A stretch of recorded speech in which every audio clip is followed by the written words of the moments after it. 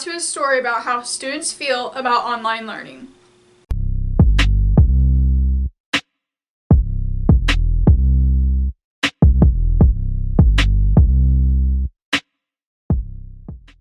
It was very difficult at the beginning because the Wi-Fi, it always cuts out, and then teachers, they're not always able to get things across easily when they can't show us in person on how to get into a certain document or show us something if something's wrong with our computers. It was also very hard because sometimes our computers would not be able to do certain things. It would shut down, or it would not even want to connect to the Wi-Fi. It changed a lot. It just makes it a lot harder to focus. But other than that, it doesn't change too much for me. It was kind of hard at first because with the online and everything, I wasn't able to get the help I needed from my teachers in person, especially when I needed help physically, like in a math class or something. I needed help figuring this out. Being a visual learner, it's a lot harder to do certain things, especially in your core classes. It's definitely made it a lot harder just because you're not really that focused at home, and it's harder to get help.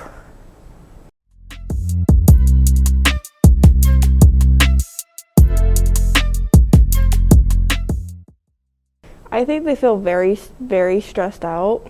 They wish it wasn't like this. It might be a break for some of them because they get to do a lot of work at home and online, but for others, it might be hard to make sure that their kids are actually learning. I think teachers are still trying to get the hang of it. I mean, I understand how difficult it is just trying to, instead of handing out a worksheet, you gotta do everything online, especially for those teachers who aren't online savvy, I guess, it's harder for them especially, so it really just depends on the teacher, I think. Probably under a lot of stress, I guess, and it's probably made it a lot harder to help their students.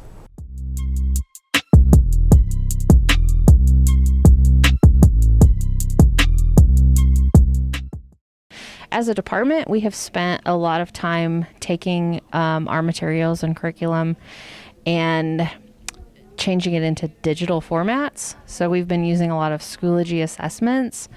We've also been taking our PDFs and turning them into either Google Slides or Google Documents so that our students can easily access those, and we can get real-time feedback on how they're doing, what pace they're working at, basically so we can see it at the same time that it's being done. It's really, really hard as a teacher to teach in the hybrid situation, and I know being a mother as well as being a teacher, just how difficult it is on the student side as well.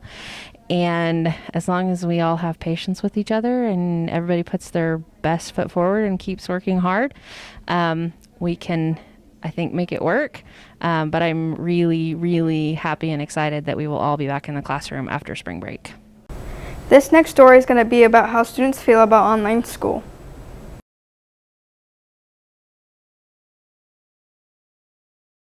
Yeah, there's a few things that I don't like about it, like not being able to ask your teacher if you have a question after the class is over. That's the main thing that I have a problem with. Half and half, really. I enjoy the being home, obviously, and not really having to worry about being in school around other people right now. But at the same time, and this might not be for me, but I just think that it might be harder for some people to learn because they don't have that interaction between them. But for me, I've been doing great. So.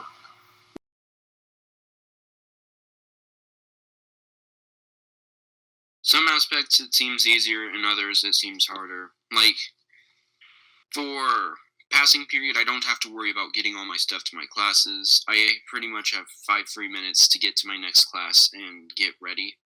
But in some other things, it's a little harder. It's harder sometimes to ask your teacher to clarify some things. I'd say it's about the same, really.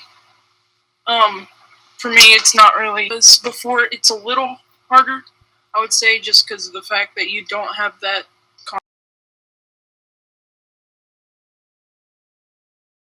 Well, I haven't been in school since the beginning of my first year at high school, and I was fully online at the end of my last middle school year.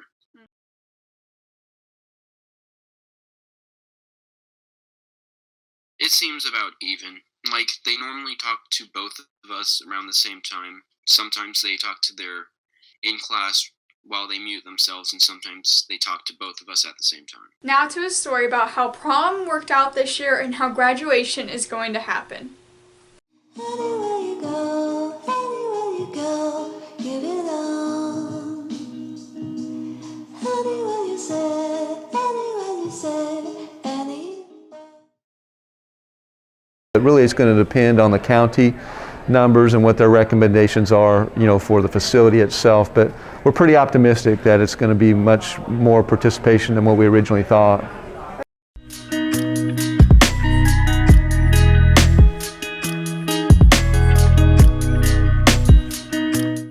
Well, it's really special to me because this is a very special class of 2021.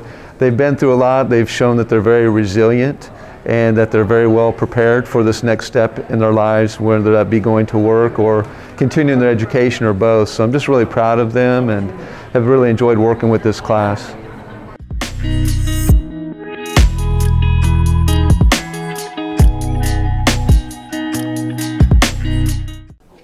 Well, last year we had to, we kept trying to bump it, and we ended up having graduation, but we didn't have it till August. So, but however, all indications are that we'll be able to graduate on time this year on May 16th.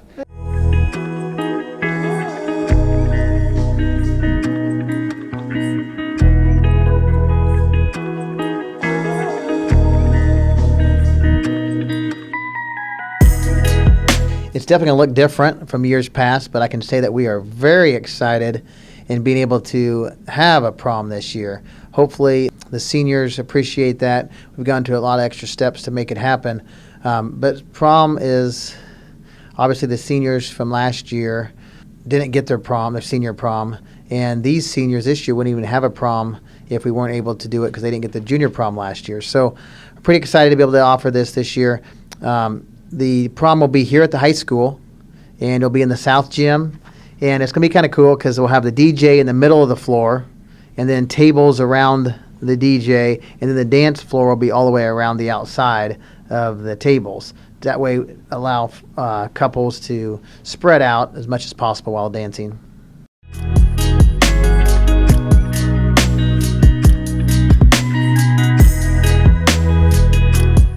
Yeah, so seniors can have an outside date, and only in rare circumstances.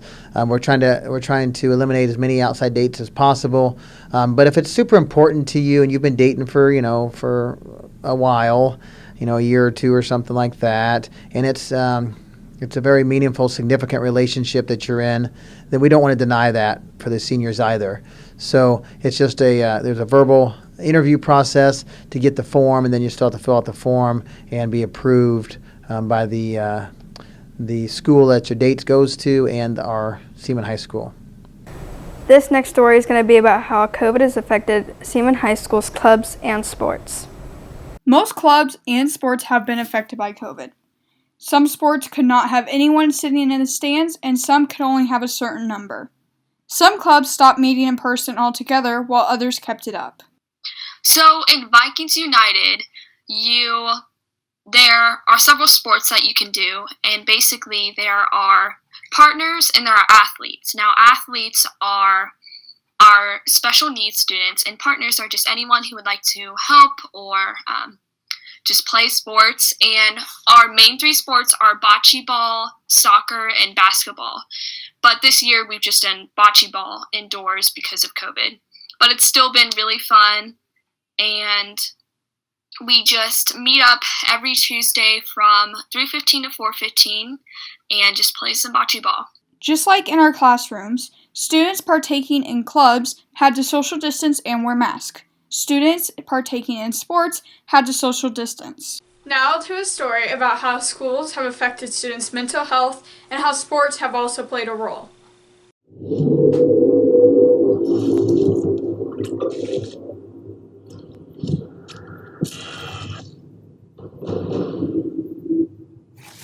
COVID-19 has taken over a generation of teenagers' lives. COVID-19 came in March of 2020, following that schools nationwide closed down, causing what we know as virtual school. Classes of 2020 didn't get to have their normal end to their senior year. Spring sports were canceled, proms were canceled or moved back, and the most important thing, high school graduation. Seaman High School didn't get to have their graduation until August of 2020. Many children and teenagers are feeling isolated this year, especially now that the holidays are upon us. Remote learning and social distancing have drastically reduced the quality of life for millions of kids across the U.S. because of the pandemic. The CDC has reported mental health-related emergency department visits were up 24% for 5 to 11-year-olds and 31% for 12 to 17-year-olds from April through October compared to last year. February of 2021 is when Seaman High went back full-time. About 20% of students remained fully remote for the spring semester of 2021. We talked to one of our fellow juniors here at Seaman High about how going back full-time has helped him. I'm going to be honest, I'm a lot more focused. I communicate a lot better with the teachers. Yeah, that's really about it. I prefer paper and pencil over anything online. So I'm seeing my friends now and we're talking. There's some friends that were on a different group day, so I didn't get to see them very often. Altogether, the COVID pandemic has affected teens' mental and physical health. As more and more people get that vaccine, the world will slowly go back to what it knew it as in fall of 2020. This next story is going to be about how students are handling the change of school and handling their jobs. Since the new 5-day-a-week schedule, some kids have had struggles juggling school and work. 5 days a week schedule hasn't really changed my work schedule that much, to me at least. It is a little bit harder to juggle a job with a school because I have to manage my time a little better because I don't have as much time to myself as I did before. Some people have even had to cut back their hours or change jobs altogether. I did change jobs over hybrid. My old job I worked around 40 hours a week. In this job I work 23 hours a week, so that's about a 17-hour difference. I'm handling this change actually pretty well, more well than I thought I would handle it.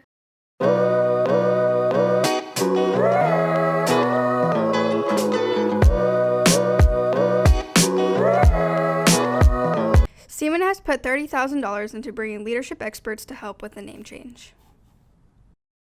Seaman was even an authority figure in the KKK group, known as an exalted cyclops. A teacher in the district called for the board to change the name and said he had already thrown out all of his gear with Seaman's name on it. The president for the school board says they plan to continue the conversation next month. The student body here at Seaman High School has put together multiple protests outside of the Seaman district office. There are divergent points of view. A healthy process matters a lot because if you get the process right, then when it's all over, at least people can have confidence that the process gave them the opportunity to share what was on their mind, gave them the opportunity to be heard, created the opportunity for people to listen to them. There are multiple districts concerned with Fred Seaman's connection with the KKK. And names are important because they carry a significance of who we are. Many of us dislike when we're called by another name that doesn't define us. With the mask mandate down, there are some parents that think that masks should be optional in school. About masks, I read that the district is wanting to continue masks for students to protect them. I brought some recent research that I believe is from Stanford University. I wanted to print it since it is recent, and I'm sure it'll get taken off the government website. What do you think? Should masks be optional in schools?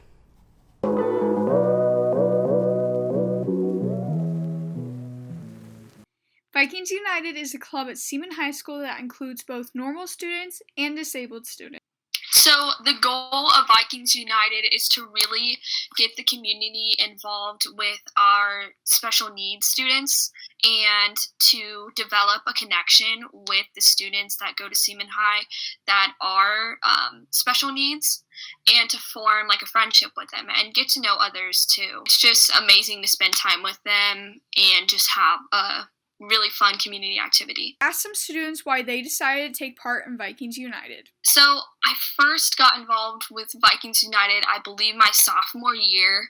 I was kind of going through a rough patch, and I was just really stressed, and yeah, I just had a lot going on. And I went to Miss Aliker, and she told me about Vikings United, and she told me how she felt like it would be a really great thing for me to get involved in. And at first, I was a little hesitant. I was a little nervous because it's something new. But once I got really involved, it was just amazing to have this community where I can go and talk to people, see people that, don't judge me, and we could just all have so much fun and just getting to know them. It's just amazing. I just love the group, and it's really fun just to do something. Vikings United has made a big impact on the people a part of it. Vikings United is really important to me because it just gives me an energy boost, because seeing the athletes, they just have so much energy, and I just always wish that I could be that energized, and they're just always happy and excited, and it's just great to see people like that, and just to see people who are happy to be there and excited. And it's also just fun getting to know them, getting to know their personalities and what they like, and just having someone you can talk to, and just having that community and group of people where you feel really safe and where it's inclusive is just amazing. Vikings United is important to me because it's kind of just something I can do to think of something else. I mean, I've met people, I've joined friendships there that kind of make me the person I am today. Spread the Word campaign took place in the last couple of weeks. It is a very important message we should all listen to. So the Spread the Word campaign is about spreading the word of inclusivity and making sure that we acknowledge that we're including our whole community, and also, I don't know how to put it, being considerate, I guess you could say, of those people and realizing that they are people too, and that, they all have their own unique personalities, and they're all great, amazing people when you really talk to them. And just ensuring that, we're dedicated to being an inclusive community where everyone can feel welcome, including our special needs students. So, Spread the Word campaign is kind of an organization that kind of makes people notice that you need to spread the word about inclusion. People shouldn't be alone, and it's kind of just an organization to bring everyone together, no matter if you're with disabilities or without disabilities, no matter your color or race. It kind of just brings everyone together and includes everyone in the whole.